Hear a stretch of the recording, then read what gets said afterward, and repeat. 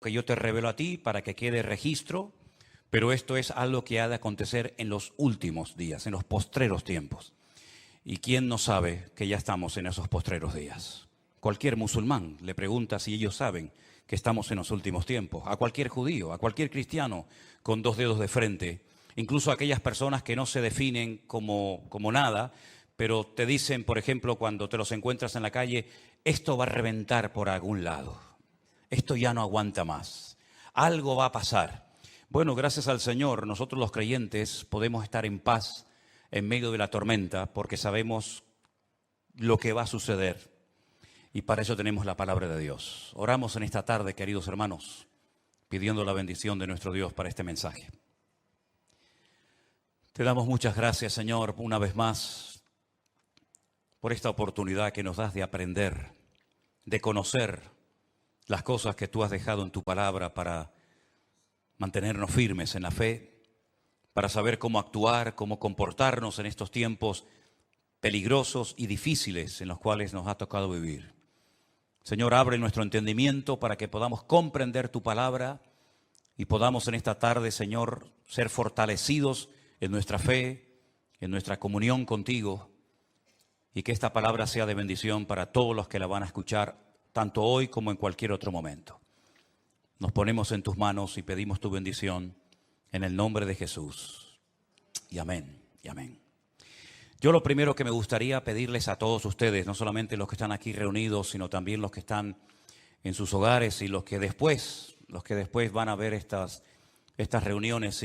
No sé si se han dado cuenta, pero en las últimas semanas han habido centenares, cientos de miles de personas que debido a todo lo que está ocurriendo se han metido en, seguramente en muchas otras páginas, ¿no? Pero yo hablo de lo que nos atañe a nosotros, a ver qué es lo que está sucediendo, a ver qué es lo que está pasando. Tenemos ya mensajes en nuestro canal de YouTube que tiene casi 4.000 mensajes. Tenemos mensajes que ya pasan de los 2, 3, 4, 5, 6, 7, 8, 9 millones de visualizaciones. Es algo increíble ver cómo Dios está despertando las conciencias de muchísimas personas en muchas partes del mundo, porque están realmente preocupadas, diciendo qué es lo que va a pasar. Yo ya digo, lo primero que les quiero pedir a todos ustedes es que mantengamos la calma, por favor. Veo a muchos creyentes nerviosos, angustiados, con miedo, y lo primero que tenemos que tener en cuenta es que el Señor es nuestra paz, que todo está bajo el control de Dios y que aquí no va a caerse ni una hoja de un árbol sin permiso de nuestro Dios. Así que mantengamos la calma, la serenidad, la paz y no dejemos que nada ni nadie nos perturbe. El Señor Jesucristo dice, en el mundo tendréis aflicción. Más claro agua, pero confiad, yo he vencido al mundo. Mi paz os dejo, mi paz os doy, no como el mundo la da. La paz de Cristo es una paz que a menos que tú la tengas no te la puedo explicar con palabras. Y mira que sé explicar muchas cosas y el Señor me ha dado, pues yo creo que algo de sabiduría para explicar muchas cosas de su palabra. Pero explicarte lo que es la paz de Cristo, sinceramente, me faltarían palabras para poder explicarte lo que es vivir en cualquier momento y circunstancia de la vida, bajo la enfermedad de un hijo, bajo la muerte de un ser querido, en momentos de guerra, en momentos de necesidad, de crisis matrimonial, problemas de toda índole, explicarte lo que es tener en esas circunstancias la paz de Cristo. Prácticamente es imposible hacerlo con palabras, a menos que usted tenga esa paz morando en su corazón. Así que, hermanos, recordemos lo que dijo el Señor, quiénes somos: la luz del mundo y la sal de la tierra. Si me permiten la expresión, guardemos la compostura en todo momento, porque ahora se nos van a presentar muchísimas oportunidades y ocasiones para dar testimonio y explicarle a la gente, si es que lo sabes, lo que está sucediendo y cómo va a terminar todo esto. Porque la Biblia no solamente te dice cómo va a empezar todo, cómo se va a desarrollar los acontecimientos, sino que además te dice cómo van a terminar los acontecimientos. Y lo que de entrada te puedo decir es que el mundo nunca más volverá a ser el mismo a partir del 7 de octubre. Nunca más Oriente Medio volverá a ser lo que fue. Europa nunca más volverá a ser lo que ha sido. El mundo espiritual ha cambiado radicalmente. Te lo voy a intentar explicar esta tarde. Porque todo lo que nosotros vemos que está sucediendo en este nivel, en esta dimensión de lo natural, es simplemente, como he dicho muchas veces, y lo repito, un reflejo del mundo espiritual. El mensaje de hoy yo lo he titulado ¿Palestina o Israel? Porque se está oyendo mucho hablar en los últimos días, semanas, acerca de Palestina, de Israel y de Palestina. Y yo tengo que hacer un pequeño alto en el camino antes de entrar en lo que va a ser en sí el mensaje y decirte que no hay que ser ni judío, ni musulmán, ni creyente, ni cristiano, ni nada para saber que nunca, jamás en la historia hubo un Estado llamado el Estado palestino. Nunca existió tal cosa, jamás. Te voy a decir de dónde viene y quién le puso ese nombre a ese territorio de Palestina. Antes de que los judíos llegaran a ese país y declararan el Estado judío de Israel, como se llama en 1948, estaban los ingleses en aquel lugar. Después de la Primera Guerra Mundial se repartieron el mundo las naciones vencedoras. Y a Inglaterra le tocó lo que ellos llamaban en aquel tiempo Palestina. Así es que no sacaron de allí al pueblo palestino, porque nunca existió un país llamado o un pueblo llamado palestino, jamás. Entonces sería antes de los ingleses, pues tampoco, porque antes de los ingleses estaban los otomanos. Y sabéis que en ese país han estado todos, los omeyas, los árabes, los bizantinos, los hasmoneos, los griegos, los romanos, prácticamente todo el mundo ha estado por allí. Los cruzados con aquellas cruzadas, y decirles incluso que hasta el rey de España es el único rey del mundo que tiene el título de rey de Jerusalén, por si no lo sabían. Es decir, que por ese pequeño territorio, que es un cruce entre lo que se consideraba la Mesopotamia y Egipto o la salida al mar Mediterráneo, jamás ha habido un Estado palestino, nunca. No sé si en algún momento lo habrá, pero jamás en la historia ha existido tal cosa. ¿De dónde viene entonces el tema o el término Palestina? Realmente el título, el nombre de Palestina fue un castigo del Imperio Romano a los judíos. Me explico. En el año 132 después de la era de Cristo, después del nacimiento de Cristo, hubo un hombre llamado Bar Kokhba. Su nombre significa hijo de la estrella, Bar, hijo, Kokhba, estrella. Bar Kokhba era un judío que fue declarado el Mesías, el verdadero Mesías de Israel. Ustedes saben que el sueño dorado de Israel ha sido la restauración de la monarquía con un rey descendiente de la tribu de Judá. Y este tal Bar Kokhba, el hijo de la estrella, fue apoyado de una forma tremenda por un rabino muy famoso de la época llamado Rabí Akiva. Rabí Akiva, haciendo una pésima interpretación de un texto del Antiguo Testamento, donde dice que el hijo de la estrella, hablando del verdadero Mesías, reinaría, apoyó de una forma tremenda a Bar Kokhba y emprendió una rebelión en contra del Imperio Romano. Y durante un par de años logró crear, entre comillas, un pequeño, país independiente que era la región o la provincia del sur de Judea. Los romanos no le iban a permitir ni a Bar Kokhba ni a nadie que pisotearan a Roma, que humillaran a Roma. Y entonces se emprendió una matanza, una guerra terrible contra este líder religioso político y lo desmenuzaron.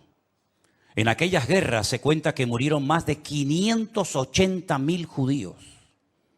Una barbaridad. 580.000 judíos perdieron la vida, incluido el Bar Kokhba este. ¿Por qué se produjo esta rebelión?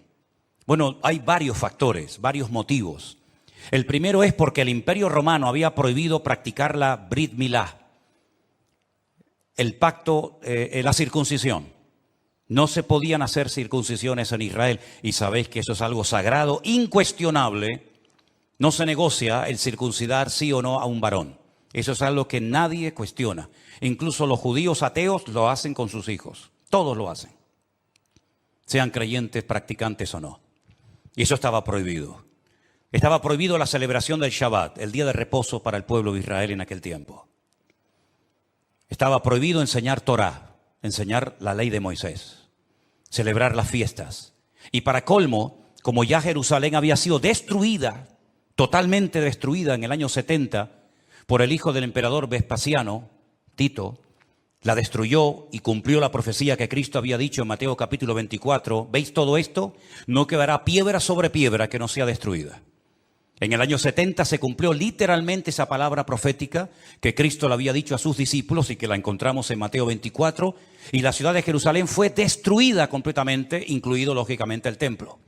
Los tesoros del templo, que eran incalculables, se llevaron a Roma. Y su padre, Vespasiano, construyó un templo, pero a la muerte, el famoso Coliseo romano, que todavía lo pueden visitar los que quieran.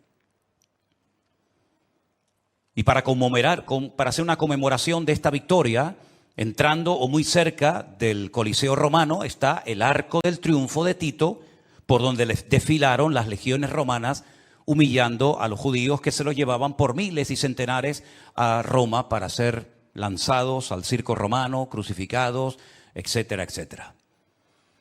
No solamente ocurrió eso, sino que para más INRI, para más humillación, lo que hizo el emperador Adriano fue cambiarle el nombre a la ciudad de Jerusalén. Subió a lo alto de donde estaba el templo, que es el monte Moriah, donde actualmente está el Domo de la Roca, y al lado la mezquita famosa de Al-Aqsa. Y allí puso un templo a Júpiter, una de las divinidades más adoradas y queridas de Roma. Y le cambió el nombre de Jerusalén por Aelia Capitolina. Y ese fue el nombre que le pusieron. Esto fue una humillación tan grande que no pudieron soportar semejante humillación parte de la tribu de Judá que estaba todavía en aquel tiempo allí, que decidieron emprender una rebelión en contra de Roma. Y en el 132, este hombre, Bar Kokhba, se atrevió a plantarle cara al Imperio Romano. Y durante un par de años tuvo, éxito, pero finalmente fue despedazada y arrasada completamente ese país. El rabino que lo apoyó, el rabí Akiva, lo llevaron a Cesarea la Marítima. Digo la Marítima porque sabéis que en los tiempos de la Biblia había dos ciudades que se llamaban Cesarea, Cesarea de Filipo al norte y Cesarea la Marítima al lado del mar Mediterráneo. Y allí con peines de hierro al rojo vivo le arrancaron toda la piel y lo torturaron hasta la muerte a rabí Akiva.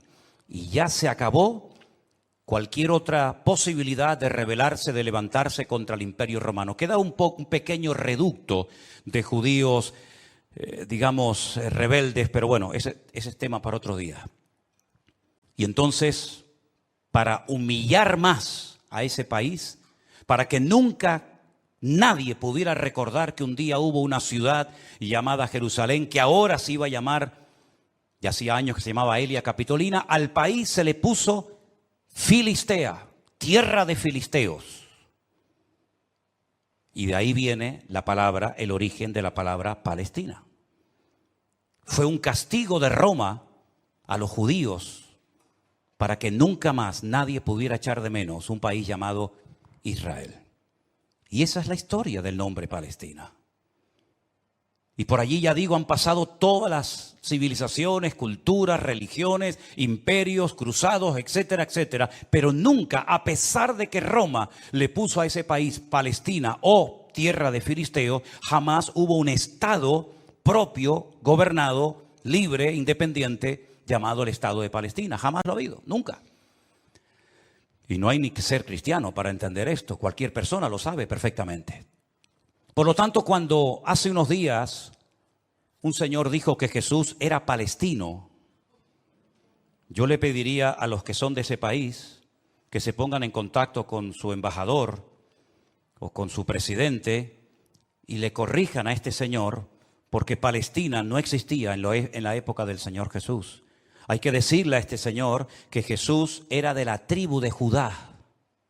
Su padre y su madre, que están sus árbol genealógico en la Biblia, Mateo capítulo 1, Lucas capítulo 3, eran descendientes de la tribu de Judá, que a su vez estaba entroncada con la casa real del rey David. ¿Y quién era David? Era de la tribu de Judá. Su papá se llamó Isaí. El padre de Isaí fue Obed. El padre de Obed fue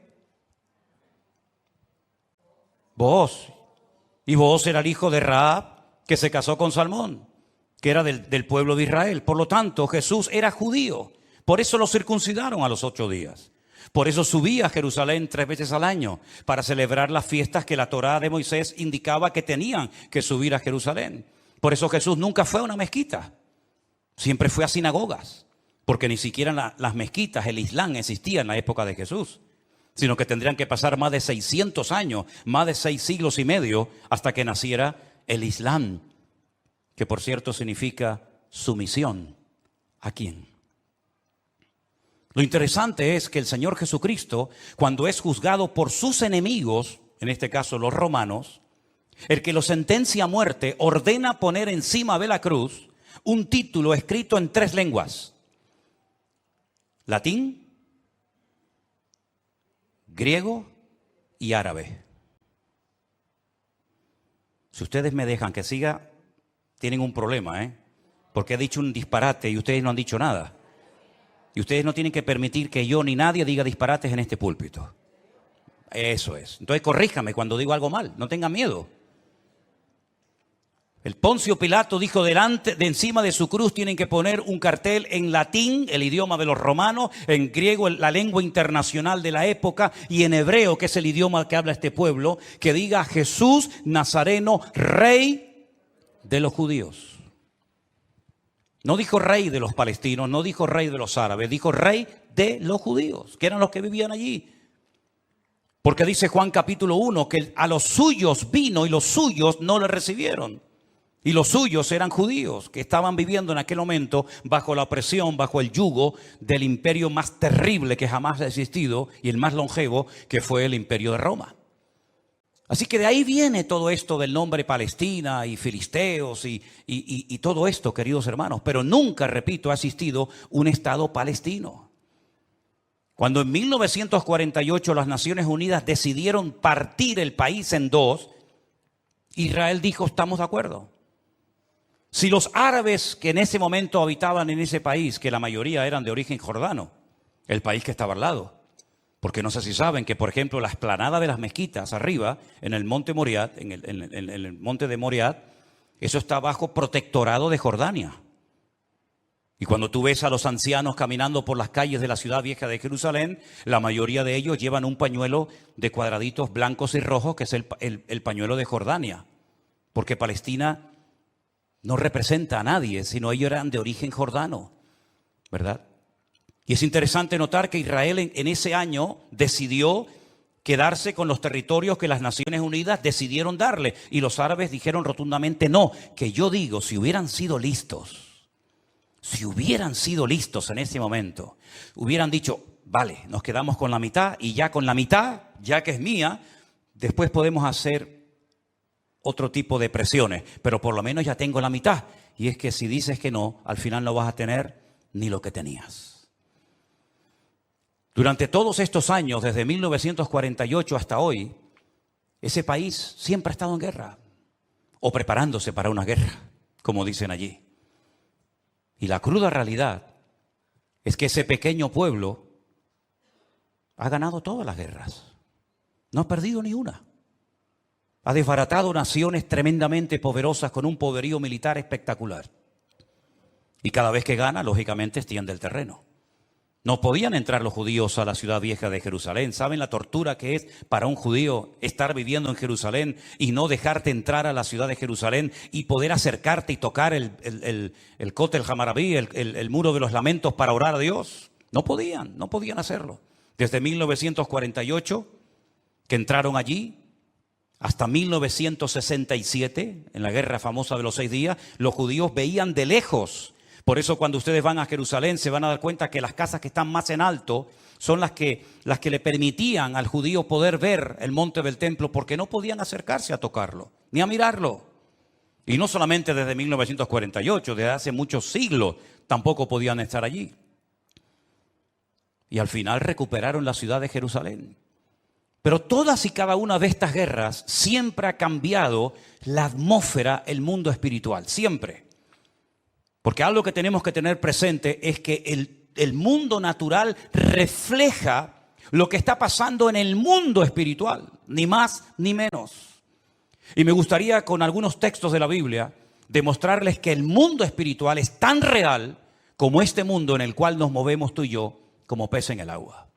En el libro de Daniel, en el Antiguo Testamento, este hombre está cautivo en Babilonia. Las tribus del sur, Judá y Benjamín, han sido derrotadas, han sido humilladas por las tropas de un tal rey Nabucodonosor. Son llevadas cautivas por 70 años a Babilonia. Algunos se preguntarán, ¿y por qué fueron llevados cautivos a Babilonia justamente 70 años? Bueno, primeramente por su desobediencia, por su rebeldía, por no haber querido arrepentirse. Muchas veces el Señor le mostró a Ezequiel en visión los pecados terribles que ellos hacían en la intimidad, que nadie los sabía, pero que Dios los conocía perfectamente. Y dice que se lo llevaba en visión y le decía, métete por el agujero de esa pared y mira lo que están haciendo ahí adentro, a ver si no son dignos de mi ira y de mi juicio, ¿verdad? Y por 70 años son llevados a Babilonia para que la tierra descanse en una celebración que todavía, en una ley que todavía los religiosos, los agricultores religiosos practican, otros no. Y es la ley de la Shemitah. La Shemitah es una ley que obliga al agricultor, al que se dedica a los labores del campo, a dejar reposar la tierra un año entero. No se puede trabajar la tierra.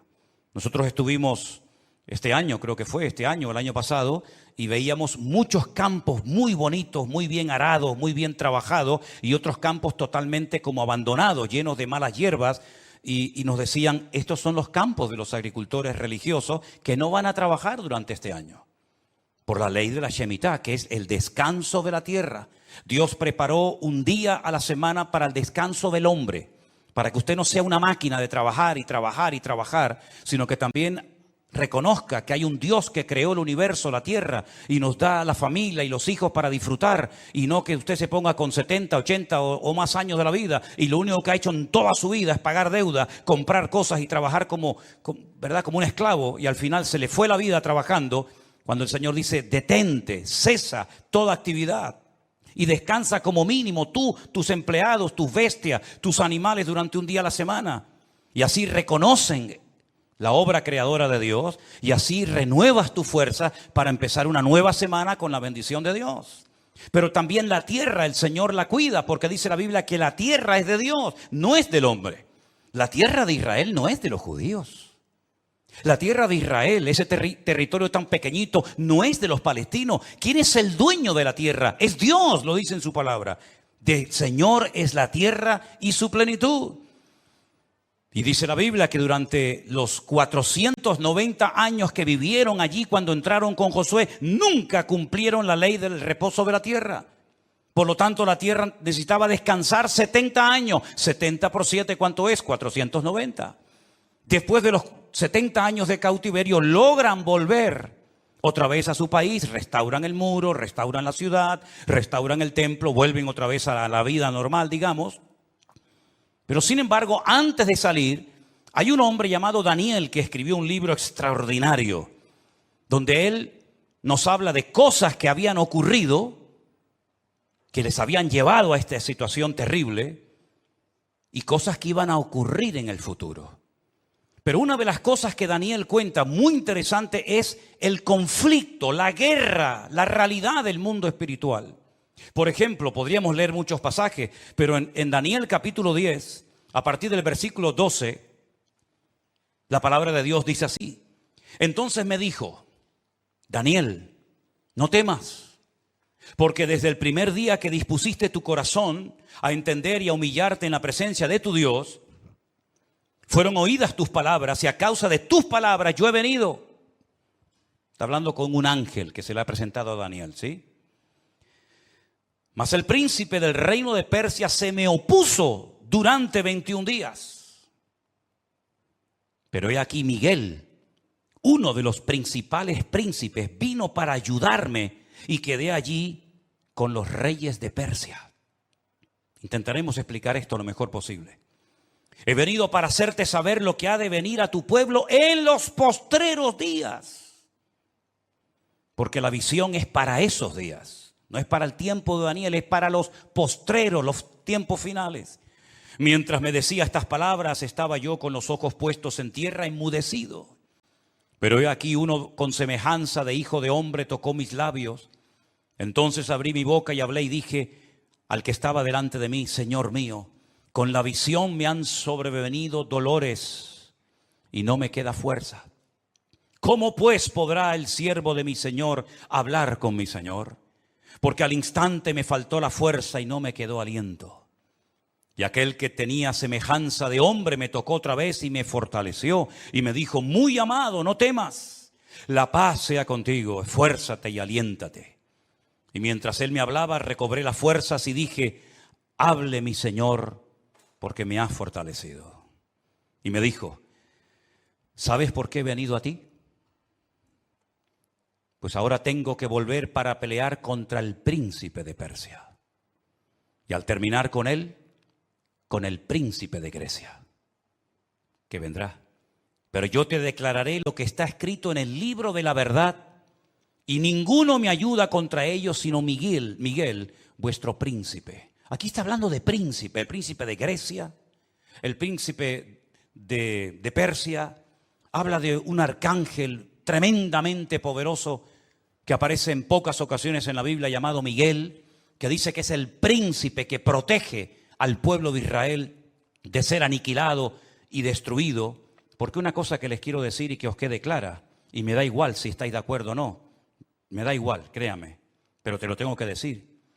Recientemente se le preguntaron a altas autoridades de Hamás y le dijeron: si pudierais elegir entre tener todo el Estado de Israel, todo el territorio, de norte a sur y de este a oeste para ustedes, o la destrucción, la aniquilación total y absoluta del pueblo de Israel, ¿qué elegiríais?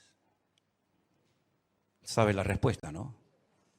Preferimos que no exista ni un solo judío sobre la faz de la tierra antes de quedarnos con todo su territorio. Porque no es que quieren quedarse con todo el territorio, es que quieren arrojar al mar o al desierto para que muera toda la población de Israel, que en este momento está alrededor de unos 15 millones de personas más o menos repartidas en varias naciones de la tierra. ¿Quién puede negociar con alguien que te quiere matar? ¿Quién puede negociar con alguien que viola a tus hijos y los quema delante de tu presencia? ¿Quién puede negociar con alguien que le abre el vientre a una mujer embarazada y le saca a su hijo que aún está con vida? ¿Quién puede negociar con alguien que te odia y que el sueño de su vida es destruirte a ti y a toda tu descendencia? ¿Quién puede negociar con semejantes salvajes? Fijaros que ya no digo animales, como decía hasta el otro día, porque no quiero ofender a los animales. Pero aquí encontramos una realidad espiritual.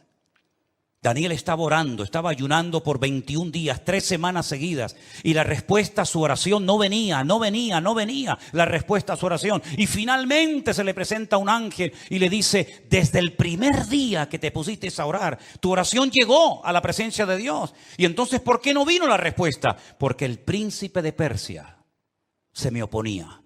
Había interferencias, por decirlo de alguna manera, en el mundo espiritual. ¿Quién es el príncipe de Persia? Un poder espiritual, un príncipe de las tinieblas que no quería que Daniel recibiera la revelación y la información de lo que le iba a pasar a su pueblo a corto y a largo plazo. Y con esto coincide lo que se ha leído esta tarde desde este mismo púlpito, la famosa armadura del cristiano en Efesios capítulo 6. Donde el apóstol Pablo dice: nuestra lucha ahora como creyente no es contra sangre y contra carne, no. Esa ya no es nuestra batalla, esa ya no es nuestra lucha. Nuestra lucha, que existe y es real, es contra principados y contra potestades, contra los gobernadores de las tinieblas, contra huestes espirituales de maldad en las regiones celestes.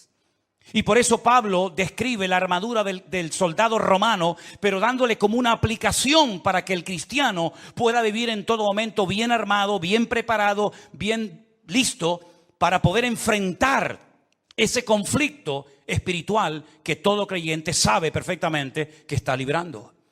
Fijaros que las últimas palabras del apóstol Pablo cuando escribe a Timoteo le dice: he peleado la buena batalla. No ha sido fácil llegar hasta la meta, ¿eh? Me han torturado, me han apedreado, me han puesto en la cárcel, etcétera, etcétera. Y he peleado la buena batalla y he acabado la carrera. A Timoteo, cuando está pasando un momento de desánimo, de caído en su espíritu por las presiones y las luchas que está llevando a cabo en la iglesia que está pastoreando en Éfeso, le dice: pelea la buena batalla, echa mano de la vida eterna, sufre penalidades como buen soldado de Jesucristo. Yo sé que por ahí se ha predicado un evangelio aguado, un evangelio donde ven a Cristo y todos los problemas se te van a solucionar. No es verdad. Dios te va a dar gracia, paz y fortaleza en medio de los problemas. Pero muchos problemas no van a desaparecer por el hecho de que ahora usted se ha convertido a Cristo. Si le han predicado otra cosa, no es mi problema, pero sí es mi responsabilidad decirle que la vida no es fácil, ni para el ateo ni para el creyente. Y dice la Biblia que cuando sale el sol calienta buenos y calienta malos. Y cuando hay guerras mueren buenos y mueren malos. Y cuando hay un naufragio mueren cristianos y mueren ateos. Y cuando hay un atentado, cuando hay un terremoto o cuando hay un tsunami mueren cristianos, mueren blancos, mueren ricos, mueren todos. Porque es parte de la vida. Pero en medio de las tormentas y sufrimientos de la vida, nosotros sabemos que el Señor está a nuestro lado. Y eso es lo que nos da la fuerza para decir: Dios está conmigo porque yo sé en quién he creído. Miren a Job, y no me quiero ir del tema, pero miren a Job, un hombre que perdió a sus hijos, un hombre que perdió su salud, un hombre que perdió su patrimonio, toda la vida trabajando para tener 4 cosas y en un día las perdió todas, como le puede pasar a cualquiera, ¿o no? Sin embargo, cuando su mujer le dice: maldice a Dios, ¿qué tipo de Dios tienes tú? Que hoy te da y mañana te quita, ahora te sana y mañana te enferma. Y le dice: como cualquier persona incrédula, insensata, has hablado. Yo sé en quién he creído y aunque Dios me mate, yo lo voy a seguir adorando porque yo sé que mi Redentor está vivo. Podemos tener paz en medio de la tormenta, podemos dormir en paz, como dice la Biblia: en paz me acostaré y asimismo dormiré. Porque solo tú, Señor, me haces vivir confiado. Y aunque un ejército acampe contra mí, no temerá mi corazón.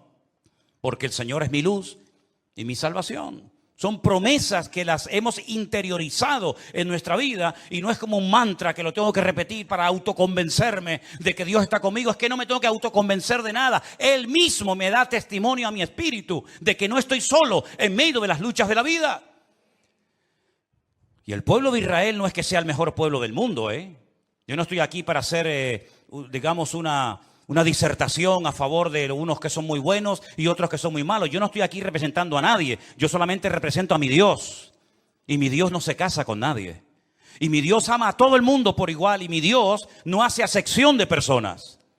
Y todos los seres humanos, me da igual, son palestinos, o son judíos, o son canarios, o son latinos, o de donde sea. Todos los seres humanos tenemos que arrepentirnos delante de nuestro Dios por nuestros pecados. Y aquí no hay ni buenos ni malos, sino que aquí cada uno tiene que ser consciente de que no hay justo ni aun uno delante de la presencia del Señor. El mismo Señor Jesucristo, y hoy lo leía en el Evangelio de Mateo, le decía a los judíos: si no os arrepentís, todos pereceréis igualmente. Por lo tanto, mis queridos hermanos, lo importante es saber que estamos en una guerra espiritual porque estamos a punto, y lo vamos a ver, que todo va a cambiar. La película que hemos vivido hasta el día de hoy, nuestra vida ha sido como una especie de película, con diferentes actores, diferentes escenarios, ¿verdad? El escenario va a cambiar completamente. Los actores van a cambiar. El guión va a cambiar. Y cuando está a punto de producirse un cambio en el mundo significativo que afecta a miles y a millones de personas, hay siempre guerra en el mundo espiritual. Miren cuando Cristo nació, la guerra espiritual que hubo. Comenzaron a asesinar niños, ¿verdad? Comenzaron una serie de revoluciones porque cada vez que va a haber un cambio que va a afectar la economía, la política, la vida social, etcétera, siempre hay un conflicto espiritual tremendo.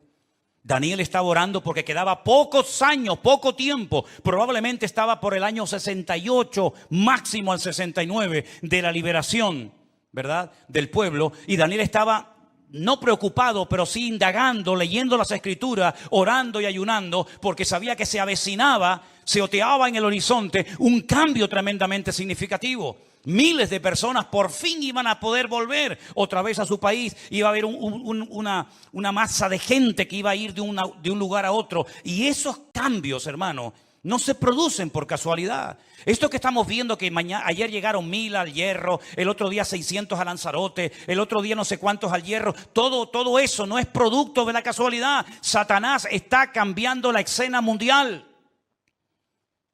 Y lo vamos a notar en pocos días, en pocas semanas. Esto va a ser completamente diferente.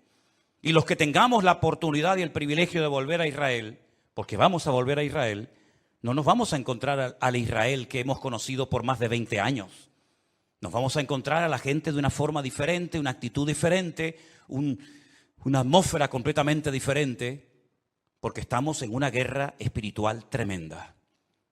Cuando se lee la famosa armadura del cristiano, se enfatiza mucho que la espada es la palabra de Dios, el yelmo o el casco del soldado representa la salvación, el escudo representa la fe. Pero si ustedes prestan atención a esa armadura de la cual Pablo nos está hablando aquí en Efesios capítulo 6, lo primero que él hace cuando escribe la carta es orar para que los ojos de vuestro entendimiento sean alumbrados y tengáis espíritu de sabiduría y de revelación en el conocimiento de Él. Pablo dice que a los incrédulos Satanás les cegó el entendimiento. Y uno dice, ¿cómo? ¿Cómo es posible que gente tan inteligente, capaz de hacer cosas tremendas, cuando le hablas de la Biblia no se enteran de nada? Son como ciegos, como analfabetos espiritualmente hablando. Capaz que el tipo es un matemático, un científico espectacular, pero cuando le hablas de las cosas del reino, de las cosas espirituales, dice que para él son locura, no las entiende. Yo incluso he hablado con muchísimos rabinos judíos que se saben libros de memoria de la Biblia y les he hablado, por ejemplo, de Daniel y me dicen literalmente, no entiendo lo que estoy leyendo, no lo entiendo. Uno se queda sorprendido porque se cumple lo que dijo Isaías. Dale esto al que sabe leer y te dirá, no lo entiendo. Y Pablo dice que esta armadura representa la verdad, la justicia, la paz, la fe, la salvación y la palabra de Dios. Fíjate qué palabras tan interesantes. Dice que ceñid vuestros lomos con la verdad, con la coraza de justicia, calzados los pies con el apresto del evangelio de la paz, coger el escudo de la fe, tomad el yelmo de la salvación y la espada del Espíritu, que es la palabra de Dios. Estas 6 cosas, estos 6 elementos están en el punto de mira de Satanás para arrancarlos de nuestra sociedad de un plumazo. Quiere cambiar la verdad en mentira y convertir la mentira en verdad. Si no, sal por la calle hoy en día y pregunta cosas que tienen que ver ya no con la fe, sino con el sentido común. Y te vas a dar cuenta que hay gente que cree en mentiras, creyendo 100% que son grandes verdades. Y las grandes verdades las cuestionan y las echan a un lado porque dicen, eso no es verdad, eso es mentira. Esa es una de las estrategias del diablo, bombardear, dinamitar las escuelas, las universidades, incluso también, como no, las iglesias, la familia, los gobiernos, la política, el arte, la pintura, la literatura, todo, para que al final la sociedad siga creyendo más en las mentiras que en las verdades. ¿Quién enseñó que para ir al cielo hay que explotarse?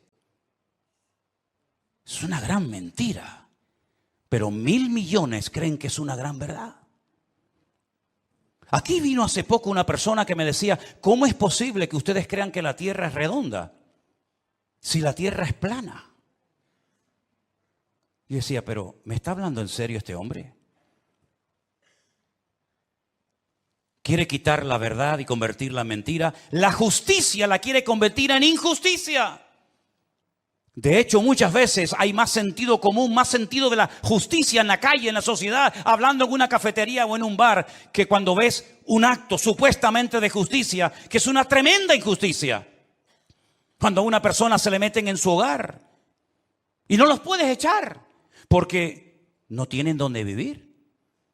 Y no les puedes cortar la luz y el agua porque es un delito. Si le corto a un ocupa en mi casa la luz y el agua, que han convertido la justicia en injusticia. Ya no tiene derechos el propietario, ahora tiene derechos el que usurpa la propiedad ajena. ¿Eso es una justicia? ¿Eso es justicia? Quiere cambiar la paz en guerra, cosa que sabe hacer perfectamente. La fe en incredulidad, la salvación en muerte y en desesperación eterna, y la palabra de Dios por cualquier cuento que cuenten por ahí, dándole más credibilidad a las mentiras que al libro eterno llamado Biblia o palabra de Dios. ¿Qué te parece? Estamos viviendo en tiempos peligrosos porque dice Daniel capítulo 7, verso 2, que los vientos han comenzado a soplar en el gran mar. Miren ese versículo. Daniel dijo, miraba yo en mi visión de noche y he aquí que los 4 vientos del cielo combatían en el gran mar. En la Biblia, el gran mar es el mar Mediterráneo. Es el mar que toca muchos países europeos y también del norte de África. ¿Y de dónde se levantará un personaje siniestro que tendrá un poder tremendo? Económicamente hablando, políticamente hablando, económicamente hablando, del antiguo territorio que ocupaba el reino de Roma. Todo lo que es el norte de África, parte de Oriente Medio y todo lo que es Europa, hasta lo que se conoce como finis terrae, el fin de la tierra para los romanos hace 2000 años. Y dice que en ese gran mar, él vio como 4 vientos, que son demonios, comenzaban a soplar de tal manera que comenzaron a levantarse animales. El resto del capítulo no lo voy a leer, pero dice que comenzaron a levantarse animales. Se levantó un leopardo con alas, se levantó un oso con unas costillas en la boca, se levantó un león con alas, se levantó una bestia indescriptible de esa zona donde soplaban los 4 vientos. Y comenzaron a levantarse esos animales que representaban imperios, poderes políticos que iban a afectar la vida de miles y de millones de personas a lo largo de la historia. ¿Cómo podía saber ese hombre cuando todavía no existían ni los medos persas, ni los griegos, ni los romanos, que se iban a levantar esos imperios siglos antes de antelación? Es que la Biblia se anticipa en el tiempo y en el espacio, demostrando que Dios es un Dios veraz y que siempre sabe lo que va a suceder porque Él controla la historia. ¿Cuántos dicen amén? Y vemos varios vientos en la Biblia. No tengo tiempo para extenderme en todo esto, pero ¿cuál fue el viento que destruyó la barca de Pablo o el barco de Pablo? ¿Cuál fue el viento ese? Es el viento que golpeó contra un creyente, contra un representante del cuerpo de Cristo, el Euroclidón. El Euroclidón destrozó la nave de Pablo y Pablo tuvo que ir a tierra a calentarse y a salvar la vida. Ese viento soplará. Son nombres de la mitología griega. El Aquilón, el Austro. Son vientos que se mencionan, por ejemplo, en el libro del Cantar de los Cantares. Métanse y estudien las direcciones de estos vientos. Generalmente los vientos, depende del viento, suelen ir en una misma dirección, pero llegará un momento en el que se producirá como una especie de huracán, ¿verdad? Donde hay vientos de norte, de sur, de este, de oeste, y es imposible navegar de esa manera. Es imposible navegar con 4 o 5 vientos diferentes. Y eso es lo que va a pasar en los últimos tiempos. Representa la lucha del mundo espiritual con nombres de vientos que aparecen en la Biblia. Y esos vientos se van a llevar a cabo en una zona geográfica en la que tú y yo también vivimos. Y por eso Europa va a ser afectada grandemente en los últimos tiempos. ¿Qué es lo que hay detrás de todo esto? no es una lucha de unos contra otros simplemente. Es una lucha de Satanás contra Dios y su palabra. Ni más ni menos. ¿Quién puede más, Alá o el Dios de ustedes? ¿Quién puede más, el Corán o vuestra Biblia o Torá? Es una lucha de tipo espiritual. Y si no estamos velando y orando, no vamos a saber cómo comportarnos, cómo actuar en este tiempo, porque algo muy importante que lo vamos a ver ahora en un momento en la pantalla, es cómo Satanás a lo largo de la historia, como una especie de camaleón, si me permiten, ha ido adaptándose a los tiempos, a las culturas, a las tradiciones, y de esa manera ha ido preparando el escenario para esta escena final que tenemos en el horizonte. Todavía la guerra fuerte que nos habla Ezequiel 38 y 39 aún no ha empezado. No es esta que estamos viendo ahora. Todavía viene otra peor, para que lo sepan. Cuando Gog, príncipe de Mesec y Tubal, vienen del norte con 200 millones de soldados para destruir al pueblo de Israel. Porque de esta Israel volverá a salir con muchas pérdidas humanas, con mucha sangre derramada, pero aún viene la peor, que la Biblia dice en qué momento se va a producir, qué naciones van a intervenir, por dónde van a atacar, cómo va a terminar, cuánto va a durar, etcétera, etcétera. Pero tengo una lista que se la voy a poner ahí en la pantalla. Espero que estas características del diablo de los últimos tiempos las tengan en cuenta, porque esta es la forma como Satanás ha decidido actuar en nuestra generación. Primero, lograr los objetivos deshumanizando a la humanidad. Eso ya es una realidad entre nosotros. El objetivo, lo que se pretende alcanzar, está por encima de cualquier precio de vida humana. Si mueren 1000, da igual, traemos otros 1000. Si son 10.000, traemos otros 10.000. Es como cuando los romanos estaban al pie de la montaña de Masada. ¿Se acuerdan en Masada, en el desierto de Judea? Dice la Biblia que había arriba en Masada un reducto de judíos que no querían rendirse. Ellos rodearon la muralla de Masada y comenzaron durante años y años y años a echar tierra para construir una rampa que todavía se puede ver, y por esa rampa subieron ¿cómo se llama? El aparato ese de madera grande. Ahora ya lo diré. 4 años preparando esa rampa para poder subir arriba. Dice la Biblia que la iglesia es columna y baluarte. Ahí está, ya me vino. El baluarte. El baluarte era esa torre de madera que iban arrastrando los esclavos. Dentro iba llena de soldados y cuando llegaba arriba se abrían las compuertas y salían para atacar. 4 años preparando esa rampa de tierra. ¿Cuántos murieron? Miles.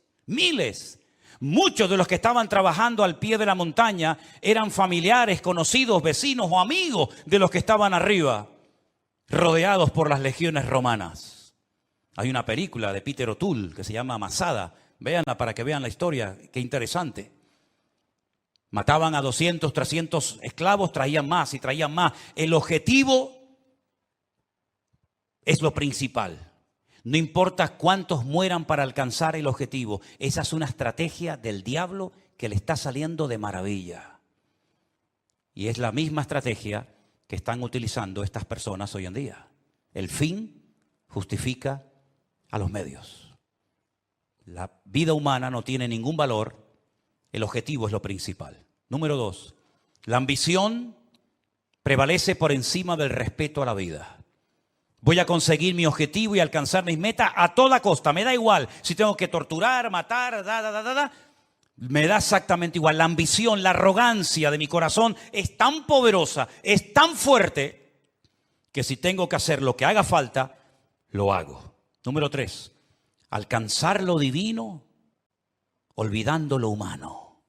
Si para ir al cielo y tener las 90... que dicen que voy a tener ahí arriba, tengo que asesinar a todos estos, estoy dispuesto a hacerlo, porque lo divino, lo que yo creo que es lo divino, prevalece sobre lo humano. Una estrategia diabólica terrible. Cuando hace unos días vi en un reportaje que hicieron y le preguntaban a unos niños de entre 8 o 10 años, ¿qué quieren ser cuando sean grandes? Y decían, nosotros queremos ir al cielo. Por eso queremos prepararnos y convertirnos en mártires.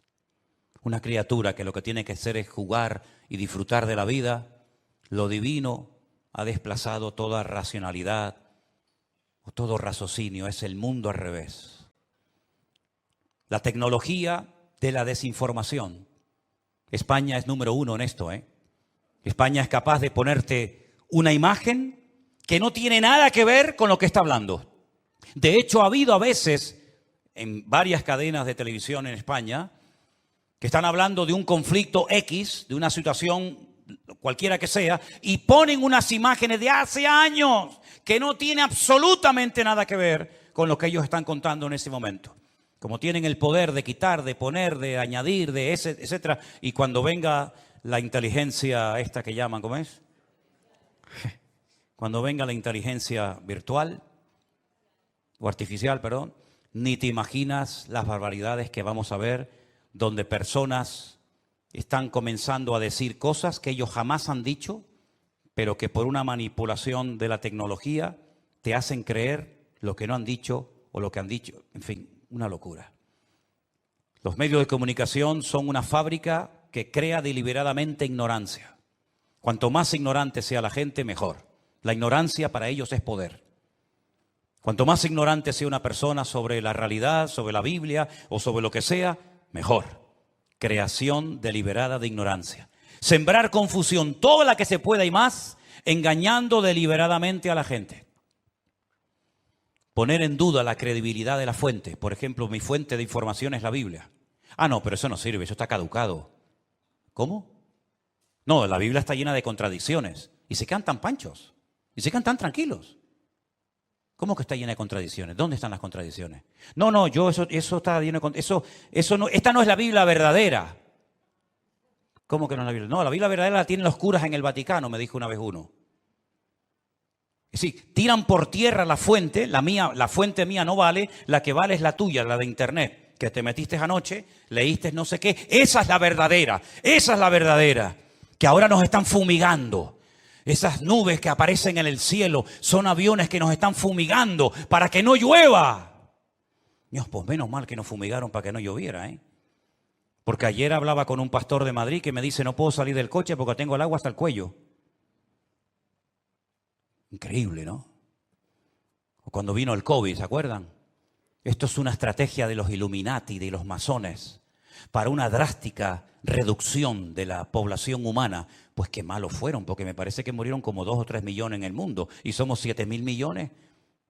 Lo hicieron muy mal, Y que todos los que nos vacunamos en 2 años morimos. Pues se equivocaron, porque ya llevo 3 vivo y coleando. Pero en fin, esta fuente no vale, la que vale es siempre la de ellos. Negar los hechos. No, eso no fue así. Eso no fue así. Tengo imágenes de satélite, donde se ven desde los satélites cómo lanzan los distintos cohetes. Y más de 550 cohetes lanzados desde la Franja de Gaza, no uno como el del otro día, 550 cohetes han caído dentro de la Franja de Gaza. No, pero eso es manipulación. Eso es manipulación. Bueno, producir ignorancia manipulándolo todo, pervertir las prioridades. Como aquellos que estaban construyendo un edificio tan grande, que dice que se tardaba 1 año en subir un bloque desde abajo hasta arriba. Y cuando iban por el camino iban tan agotados que caían, se mataban. Y entonces la gente comenzaba a llorar y decía, pobrecito, no lloro por él, lloro por el ladrillo que no logramos ponerlo arriba. Lloraban más por el ladrillo que se había perdido que por la persona, por la vida que se había perdido.